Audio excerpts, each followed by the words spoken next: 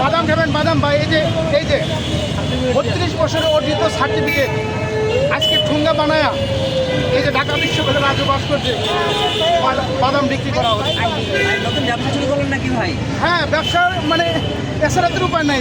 সরকার বলে তুমি খালি চাকরি করতে হবে, তোমরা বাদাম বিক্রি করো গা বা তাই আমরা এদের একটা অভিনব প্রতিবাদ হিসেবে আজকে যে ঠুঙ্গার ভিতরে বাদাম নিয়ে আমরা ব্যবসা শুরু করে দিলাম আপনাদের। বা বাদাম খাবেন নাকি?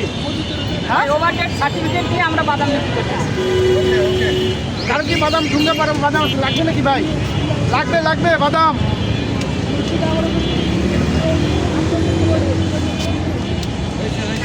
ভাই ইনক্লাবটা দেন। হবে ঠিক আছে।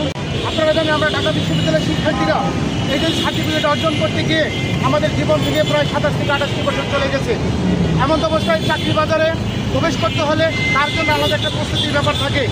অনেকে মনে হয় যে বিসিএসে 26-27 বছর হয়ে যায়।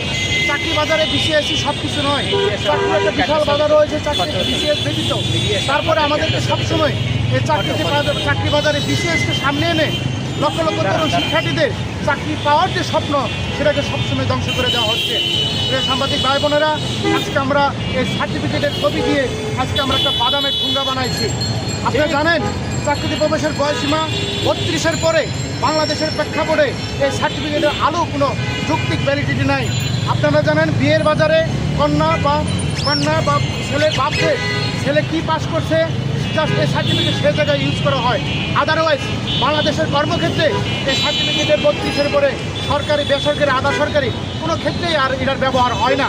এমন তো অবস্থায় আমরা আজকে একটা আজকে এই প্রতিবাদ প্রতীকী সমাবেশ দেখেছি, যেখানে আপনারা দেখবেন এই সার্টিফিকেটের ভিতরে আমরা এই যে বাদামের ঠুঙ্গা বানায়া এই বাদাম বিক্রি করা ছাড়া এই ক্যাম্পাসে শিক্ষার্থীদের আর বেশি কোনো কাজ নেই। সাংবাদিক ভাই বোনরা, আপনারা জানেন আমরা বারবার এই অবিরত প্রতিবাদের মাধ্যমে সরকারকে জানান দেওয়ার চেষ্টা করেছি। তারা অনেক সময় আমাদের এই দাবির প্রেক্ষিতে সহমত পোষণ করেছে, একাত্মতা পোষণ করেছে, কিন্তু বাস্তবতা আমাদের সাথে সবচেয়ে প্রতারণা করে যাচ্ছে। বর্তমান সরকার গণতান্ত্রিক সরকার, তাদের প্রতি আমাদের আস্থা রয়েছে। ইতিমধ্যে আমরা এই দাবির বিষয়টি নিয়ে সংশ্লিষ্ট কর্তৃপক্ষ জনপ্রশাসন প্রতিমন্ত্রী মহোদয়ের সাথে আমরা মিটিং করেছি। তারা আমাদেরকে আশ্বস্ত করেছে, বাট এখনও তারা আমাদের দাবির বিষয়টিকে দৃশ্যমান করেনি। আমরা আবারও বারবার আশাহত হতে যাচ্ছি। এমন অবস্থায় আমরা আজকে চাকরিতে আমাদের যে অর্জিত সার্টিফিকেট সেটাকে মুড়ি ঠুঙ্গা বানিয়ে একটি প্রতীকী প্রতিবাদ হিসাবে আমরা সরকারকে জানান দিতে চাই 32-এর পরে বাংলাদেশে এই সার্টিফিকেটের কোনো মূল্য থাকে না। এমন অবস্থায় আজকে আমরা আপনাদেরকে বাদাম বিক্রি ঠুঙ্গা বানিয়ে সার্টিফিকেটের যে ব্যবহার সেটা আপনাদের মাঝে আমরা প্রতীকী প্রতিবাদ হিসেবে উপস্থাপন করেছি। এটা লক্ষ লক্ষ তরুণ শিক্ষার্থীদের আবেগের একটা বহিঃপ্রকাশ। আজকের এই ঠুঙ্গা ছাড়া আপনারা দেখেন এই শিক্ষার্থীদের এই কাগজে বৈধতা নয়, একটা পেপার, একটা কাগজ। আপনারা জানেন সকালে একটি দৈনিক পত্রিকা 10 টাকাতে কিনেন, বিকালে যেমন এটার কোনো মূল্য থাকে না, ডাস্টবিনে চলে যায়।